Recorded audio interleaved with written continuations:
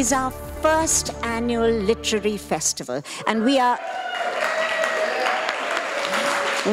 have had such a fantastic run with it. We kicked off with Asif Mandvi on Monday, and that was No Landsman.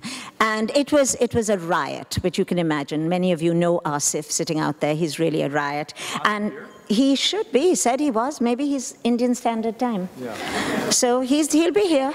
He'll be walking. And then, well, especially since you're here, Ayad, he should be here. He's coming. He told me. He was there today at the Just for Laughs session. So he'll be here. Opening night was our friend Salman Rushdie, who always supports us, who's just wonderful. And he really was in top form. He entertained everyone. People were just rolling with laughter with all his little tales about different things.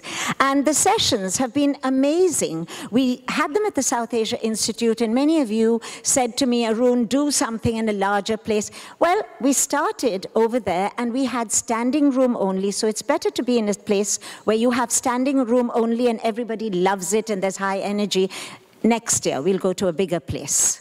But this was fantastic. So all of you authors and playwrights and dramaturgs and everything out there, thank you, thank you, thank you. Closing night today is wonderful. We've got the hottest property on Broadway, sitting right here, Ayad Akhtar.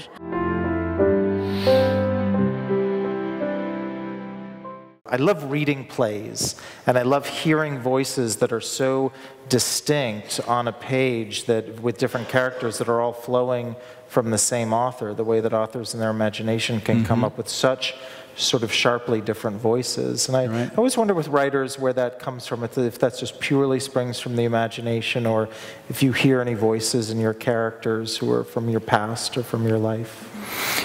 A lot of chatter in my house, a lot of talk. And my mother is a very, very histrionic,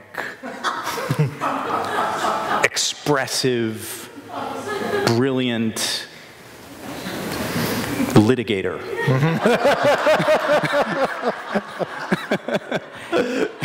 It's all explained now.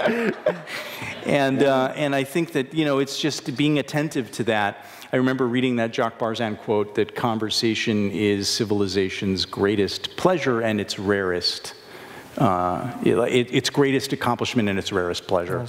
You know, I think it's true. I think that the process of the exchange of ideas and point of view live in real time with others gives such an immense pleasure, which is where I think my passion for the theater comes from. And I think it does go all the way back basically to growing up in that house where language had stakes. Right, it was alive, right. Was there a moment where you told your mother and your father, I think I want to be a writer, not a neurologist? You know, I don't know that I ever had that actual, but it was so clear. But I hit 15 and I had this teacher. If you're spending time at the farm. I spent all my time reading. Right. And my dad, you know, who to this day brags that he has never read a book cover to cover, despite the fact that the guy has edited 15 books, right, on cardiology or whatnot. But but I never read the things, you know.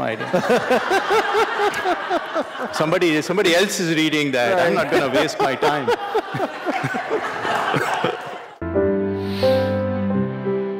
What did you think of IAAC's first literature festival?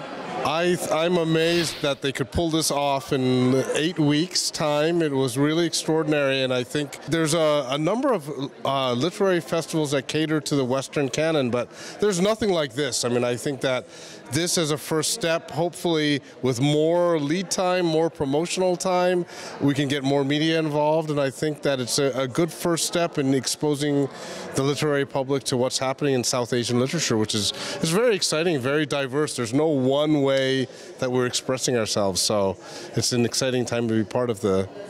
Could you just tell us about your experience here?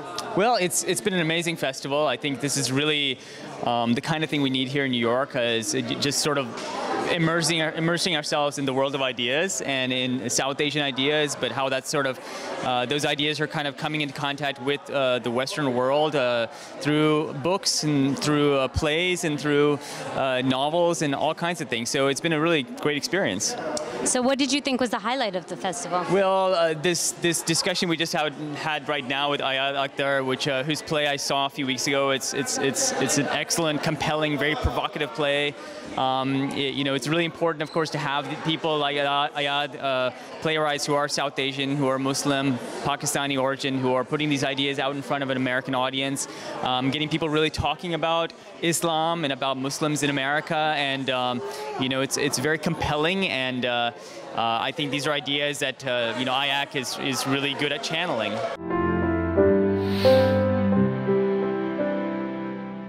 I think in some way it was provoked by the only violence in the film, and I'm just wondering what made you decide to include that level of violence. And I don't want to give away the plot. Mm-hmm. Was it absolutely necessary? Because the comments I heard were, well, no matter what, whatever they learn at home, they're going to behave that way. So I was just wondering, what made you decide to have the level of violence to the level it went? Yes. Great question. Thank you for that question. Without speaking directly to what the violence is, when I said that the A to D I knew, D to F, I didn't. Mm-hmm. And the experience of D to F was what you're talking about. And that revealed itself in what was the first experience of real authorial possession that I had ever had, in which the expression, that climactic act, was so real emotionally when it happened on the page that it was a new threshold for me as a writer. For me to take it out because it's politically incorrect would be a betrayal of the process. It would also be a disservice to the play. I think there's I personally think there's profound emotional truth in that moment, and that moment is expressing something which perhaps the viewers behind you did not want to accept, which was the expression of a political violence that had to do with a certain kind of spiritual subjugation at the hands of the white woman. I'm here with our panelist, Mira Nair, author. Hi, how are you? I'm good, how are you? Good. Could you please tell us about your experience here for the Literature Festival? Well, I must say first that I'm so happy to see that there is such a mass of South Asian authors that we can throw a whole 2.5-day festival just to celebrating our own work and the work of South Asian writers, right? That the idea that in New York that you have these many people who can appear on panels and also have such a wonderful, wide, diverse audience. And the fact that we have such amazing diversity. There were so many Bangladeshi authors, there's comics, there was LGBT, this idea that she's so welcoming to all kinds of writing and everything was present in this one space is kind of amazing, I thought. I actually live and work in Kyrgyzstan in Central Asia, and when I got this email from Arun that there was a possibility to be one of at least a considered author or poet for this festival, I only come once a year to New York, and I thought this is a fantastic opportunity. So I sent in my book that had just been published a little while ago, and I was really happy that I was selected as one of the poets to present at a festival, and so I came all the way. IAAC Literary Festival. It's been an amazing festival from the kickoff with Asif Mandvi's No Land's Man, opening night with Salman Rushdie, 2 full days from 9 to 5 of amazing sessions in every genre of writing, playwriting, page to celluloid, you name it. So I hope you've all enjoyed it.